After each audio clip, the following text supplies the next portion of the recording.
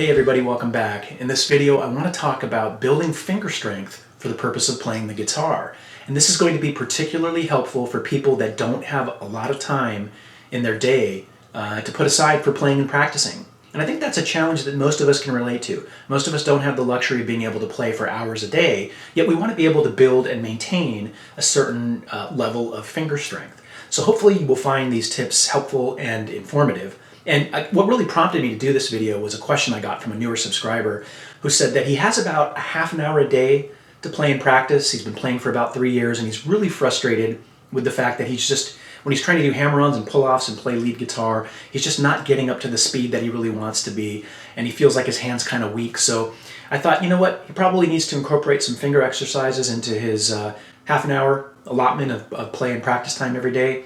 And so here we are. We're going to go ahead and jump on into it. All right, so let's start by talking about hand and finger exercises, which is probably where most of your brains had gone to first. And here I'm holding one that's from D'Addario. And these are relatively inexpensive. I bought this one for about $15. I'll put a link down below if you want to check them out. I'm not affiliated or sponsored by them in any way. I just think it's a good product. And they've been around for quite a while. I remember when I was a teenager in the 80s and the first Gripmaster came out. There's a photo on the screen. And I went out and rushed out and bought one. And I used it, but it was very uncomfortable, right? It was missing the little ergonomic kind of, bump on the bottom, which is supposed to make it more comfortable to hold. Those came out a few years later. So they really have, improved over time. In fact, this one from D'Addario, I really like it because it has individual tension adjustments for each finger. So if you want to focus on one finger more than another, you can do that and customize it. Really cool. Now, obviously, a downside to using one of these types of devices is that while you're using it, you're not really developing anything else other than finger strength. But we'll talk about how to get around that in a minute. Now, in order to properly use these things, it's important that you have your fingers held in, in sort of a shape like this, kind of like an upside down U. See how my fingers are kind of shaped like a upside down U there? And, oftentimes I've seen people and they'll have their fingers kind of, outstretched like this, where they're pressing down with the inside of their finger instead of the tip. And that's one of the big failures that people have. I mean, that will help a little bit, but if you really want to maximize your finger strength gains, you're going to want to have it in that upside down U position, so you're pressing down, right? You can see how my fingers are working. Okay? That's the most efficient way to do it. Now you're probably wondering, well, how often do I do it and how many reps per finger? Well, that's really going to depend on what your existing finger strength is. For some people, they're going to want to start off maybe doing 10 reps per finger, and maybe they'll get exhausted after that, they'll want to stop. For some people, they're going to be able to do it for minutes at a time. And it will also depend on how much tension you end up putting on these individual springs here if you get a device like this where it's customizable. So it's kind of hard to answer how often you should do it, but I would try to fit in a couple minutes a day if you can, and then you'll really start to notice gains. And try this. If you have one of these devices, use it for a couple minutes and then pick up your guitar. And your fingers, it's going to feel like you're playing with rubber bands after that. So it's kind of a fun warm-up tool too.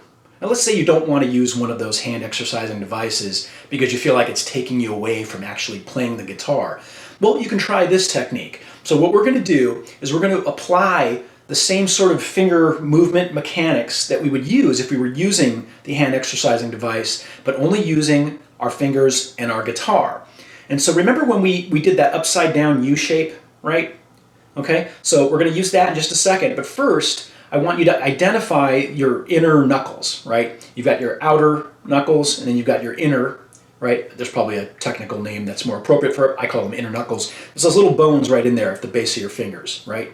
So what you want to do is you're going to take that inner knuckle area and you're going to hold it flat against the end of your guitar neck, okay? This might be uncomfortable for people that are used to playing entirely with their fingers, like this, with their thumb planted in the back as opposed to up on top, okay? And that's fine. This is actually going to be really good for you for that other reason too, if you want to start playing more with your finger around the top. But it's going to help you too in terms of your finger strength.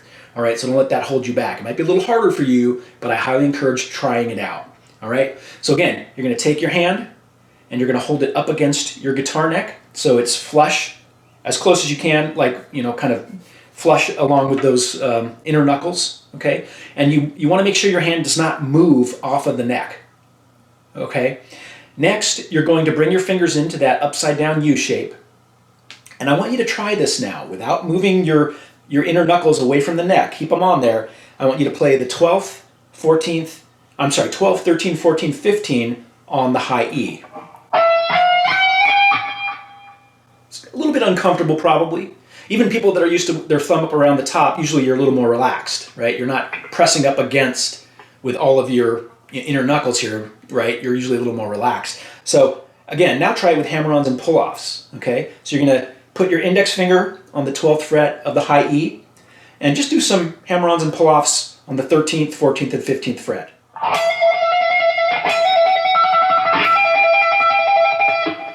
It's much more challenging to do the hammer-ons and pull-offs, right? Now you might be saying, okay, look, dude, that's a little bit too challenging to start with, and I completely understand that. So maybe what you do is you start with a lower string, okay? Maybe do it on the G string instead. But again, remember to keep your inner knuckles tightly held onto the neck.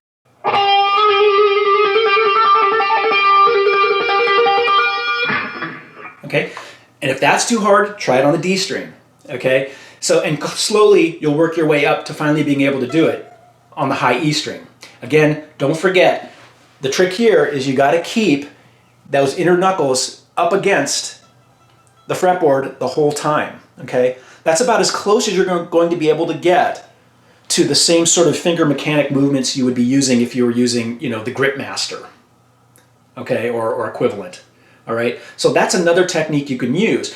And some people might like this better because at the same time, they can be, you know, practicing scales or you know, their finger picking or something, you know. So you get creative with it, but remember, keep those inner knuckles flush up there and don't move them.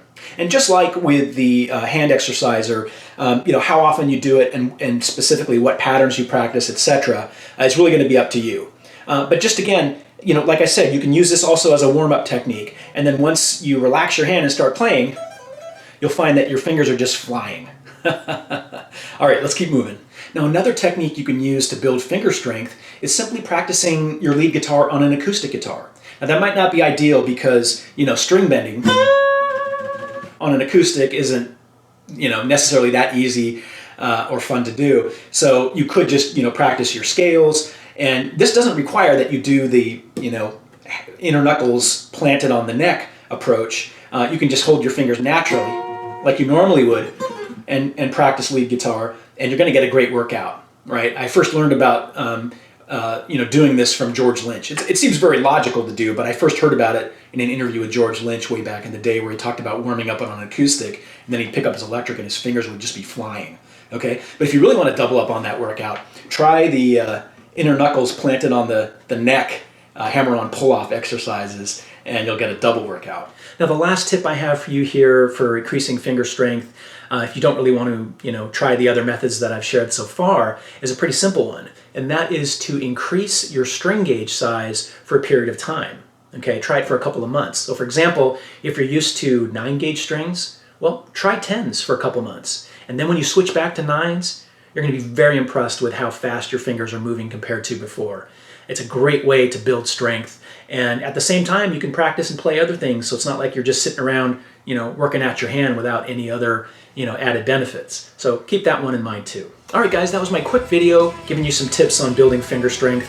I hope you found it informative and helpful. If you did, I would appreciate a thumbs up, and please hit that subscribe button if you've not done so already. If you have any questions or comments, leave them down below and I will attempt to answer them as time allows. Until next time, rock on.